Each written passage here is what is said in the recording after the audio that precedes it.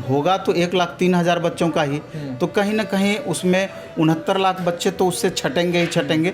लेकिन हम यही कहना चाहेंगे कि फ्रस्ट्रेट नहीं होना है जिन बच्चों का रिजल्ट नहीं होता है। कुछ बोर्ड में 58 भी जा सकता है, तो उनको फिजिकल एफिशिएंसी टेस्ट के लिए बुलाया जाएगा। SC ST के केस में आप जिनको भी 50 के आसपास आ रहा है, 50-52, हमको लगता है कि आगे 1 साल से 2 साल का समय वैकेंसी का गोल्डन फेज रहने वाला है। हाँ, देर जरूर हुआ है लेकिन रिजल्ट सबका हुआ है। इसलिए बाबू ईमानदारी से मेहनत करिए सारे बच्चे। क्या कट ऑफ होगा, क्या अंदाज है आपको? कट ऑफ देखिए बहुत बातों पर निर्भर करती है। जैसा अभी एग्ज़ाम हुआ पिछले बार, अगर 2018 से इसकी हम तुलना करें तो 2018 में कुल मिलाकर के 1,89,00,000 बच्चे फॉर्म भरे थे। 1,89,00,000, और इस बार 1,15,00,000 बच्चे फॉर्म भरे। एक तो अंतर बड़ा सा ये गैप दिख रहा है। दूसरा, उस समय लगभग 65% बच्चे प्रेजेंट हुए एग्ज़ाम में, और इस बार लगभग 55% बच्चे, एक गैप आपको यहाँ बना। दूसरा, उस समय लगभग 62,500 वैकेंसी थी, और इस बार 1,03,000 वैकेंसी है। ये बड़ा सा गैप यहाँ बना। इसके बाद आप देखेंगे कि पिछले बार नॉर्मलाइजेशन सिस्टम था। नॉर्मलाइजेशन सिस्टम में बहुत ज़्यादा फ्लक्चुएशन होता है, 2, 3, 4 मार्च से लेकर के 15, 17 मार्च तक। और इस बार आपका परसेंटाइल सिस्टम है। परसेंटाइल सिस्टम में मुश्किल से 1 से 3 मार्क्स का फ़र्क पड़ेगा। तो अगर इन सारे बातों पर गौर करेंगे तो पिछली बार जो क्वेश्चन का भी जो लेवल था वो इजी टू मॉडरेट था। पिछले बार का क्वेश्चन बैंक भी उपलब्ध है, इजी टू मॉडरेट था। इस बार मॉडरेट टू टफ है, मॉडरेट टू टफ है। और 4 फेज में एग्जाम हुआ है, तो हर फेज में थोड़ा बहुत का अंतर पड़ा है। इस बार बहुत ज़्यादा वेरिएशन भी नहीं हुआ, थोड़ा बहुत का अंतर पड़ा है। अगर एक एवरेज हम बोलें तो मे बी कि चूँकि अलग अलग जोन में नंबर ऑफ़ वैकेंसीज अलग हैं, और नंबर ऑफ़ स्टूडेंट भी अलग अलग फॉर्म भरे हुए हैं संख्या के हिसाब से, तो ये वेरिएशन हो सकता है board by board. 1 number, 2 number, 3 number का वेरिएशन होगा। लेकिन एवरेज जिन भी बच्चों का 60 UR कैंडिडेट में 60 से 62 के बीच मार्क्स आ रहा है। 1 नंबर और कम कर दीजिए, 59 से लेकर 62 तक मार्क्स आ रहा है। कुछ बोर्ड में 58 भी जा सकता है, तो उनको फिजिकल एफिशिएंसी टेस्ट के लिए बुलाया जाएगा।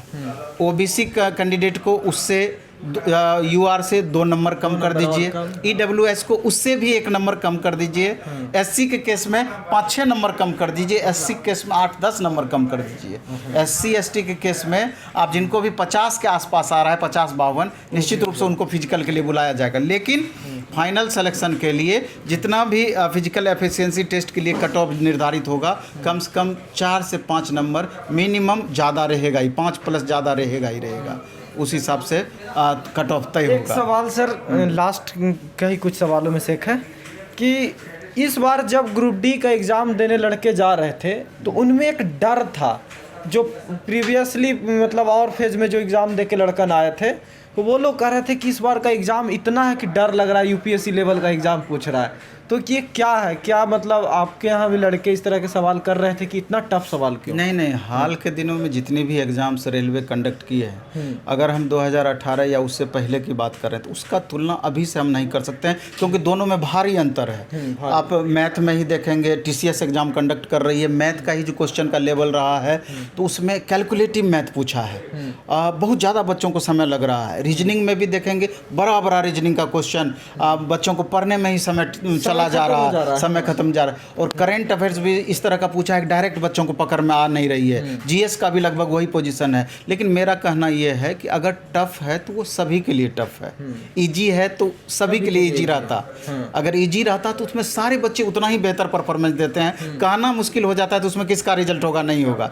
टफ में तो कम से कम ये पता चलता है कि जो बच्चे डिजर्व करते हैं, जो मेहनत किए हैं, उनका रिजल्ट होगा ही होगा। इसलिए इजी या टफ ये मुद्दे वाली बात नहीं है, ये नहीं है, ये बिल्कुल मुद्दे वाली बात नहीं है। वो तो सबके लिए इजी है, तो एकदम 100%। खैर, लेकिन वेटिंग वाला मुद्दा जो है, वेटिंग वाला मुद्दा मुख्य सीरियस सवाल है। और दूसरा, हम स्टूडेंट को ये भी कहना चाहेंगे कि आखिर अगर 70-72 लाख बच्चे एग्ज़ाम में अपीयर होते हैं 1,15,000 में से 55 से 60% अगर एवरेज आप निकालते हैं तो 70,000 होगा तो 1,03,000 बच्चों का ही, तो कहीं ना कहीं उसमें 69 लाख बच्चे तो उससे छटेंगे ही छटेंगे।